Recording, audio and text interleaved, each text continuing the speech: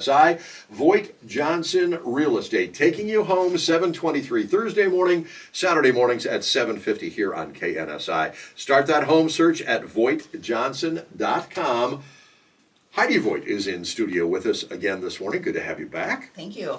Last time we chatted, we were talking about P's, right? Porches, patios, pole buildings, and pools.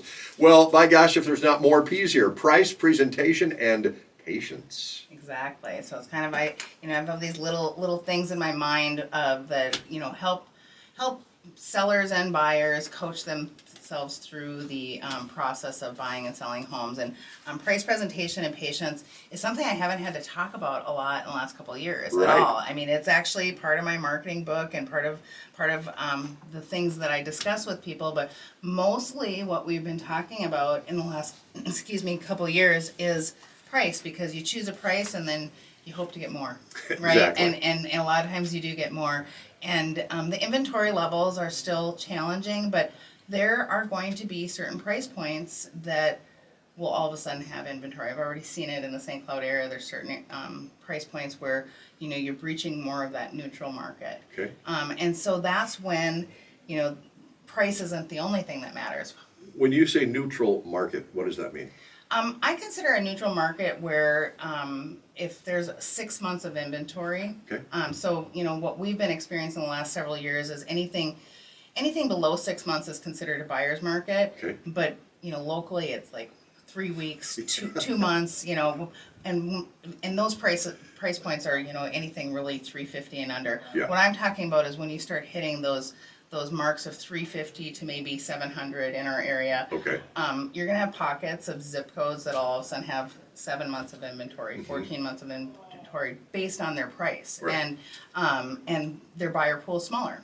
A lot more people buy a house that's 250 under than they're buying a $750,000 Exactly home. right. I understand. So if there are those homes on the market, they're in a more neutral market, because if all the homes that we're going to sell on a given time took more than 6 months, then you're in a neutral market. All right, let's look at some scenarios here. I'm a first-time home buyer. I want to be a second-time home buyer. So I'm going to be able to sell my home, probably make some money on it this time around. I want to have more money than to put on my down payment.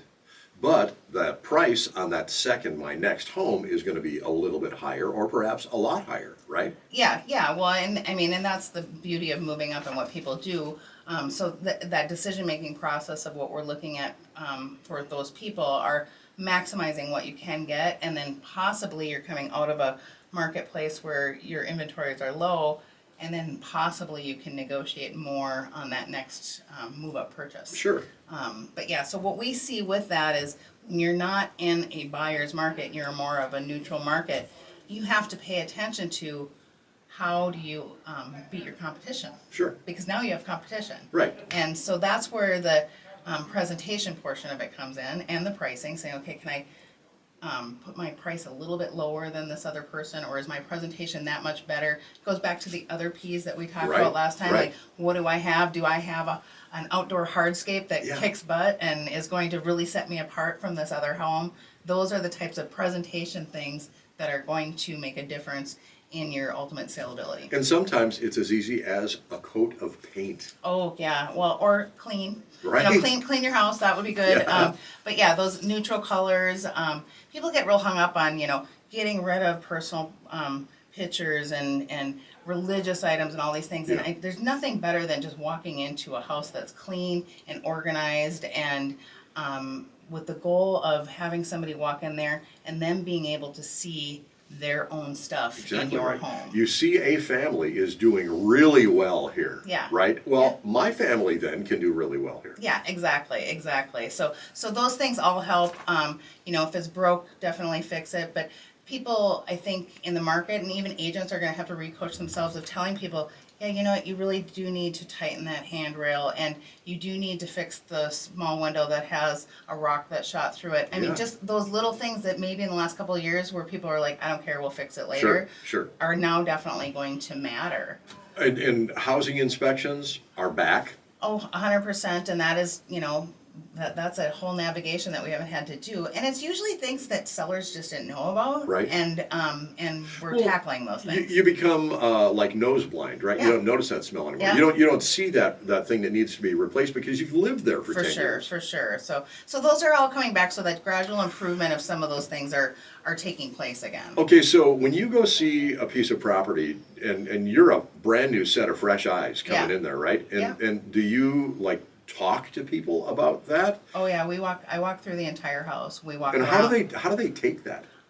Well, everybody's different. Yeah. You know, I mean, you've got some old school people that are, if it's not broke, I'm not fixing it. Yeah. So they're not the type of clients that are usually going to do cosmetic stuff. So that's where you have to jump and say, well, if you're not willing to cosmetically change this, that's Sure. going to help you.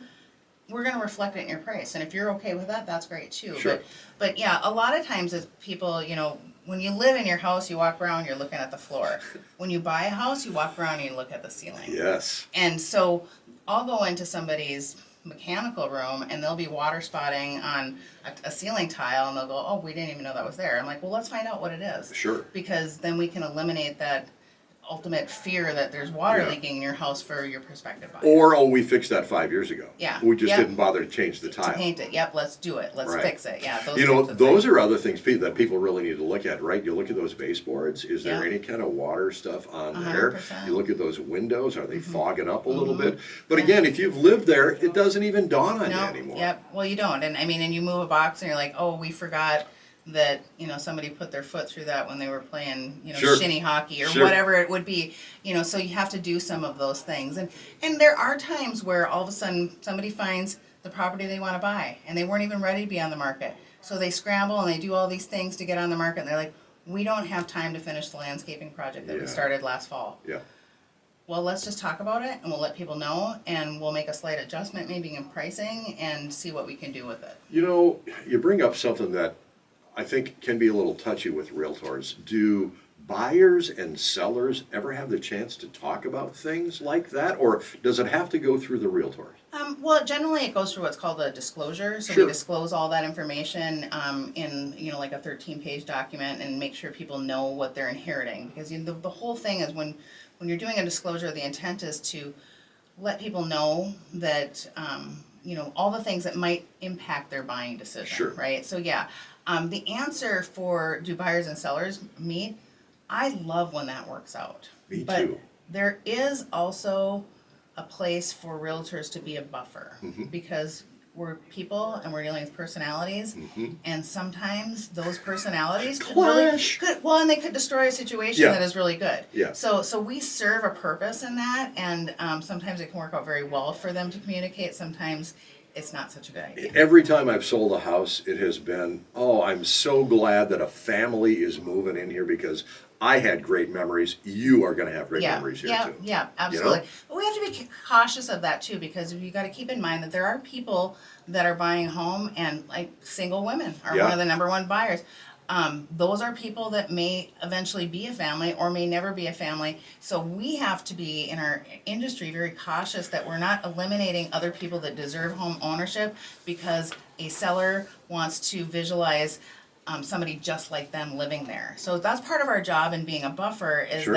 that making sure that everybody has the opportunity for home ownership. All right. Now, how do we work with you at VoigtJohnson Real Estate? Well, you can visit our website, VoigtJohnson.com, but really just reach out by phone. Our office line is 774-2400, or you can reach out to me personally at 320-250-1001. Taking you home with VoigtJohnson Real Estate every Thursday morning at 7:23, and again Saturday morning at 7:50. Start your home search with VoigtJohnson.com. Heidi, thank you. Thank you. AM 1450, FM 99.3, KNSI.